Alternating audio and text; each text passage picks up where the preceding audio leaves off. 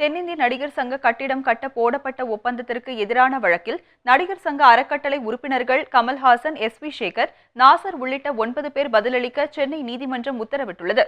சென்னை தாம்பரத்தை சேர்ந்த நடிகர் சங்க உறுப்பினர் வாராகி என்பவர் சென்னை மாநகர உரிமையியல் நீதிமன்றத்தில் மனு ஒன்றை தாக்கல் செய்தார். அதில் தென்னிந்திய நடிகர் சங்கத்தின் 62வது பொதுக்குழுவில் நடிகர் சங்க கட்டிடம் கட்டுவது தொடர்பாக தன்னிச்சையாக முடிவெடுக்கப்பட்டுள்ளதாக தெரிவித்துள்ளார்.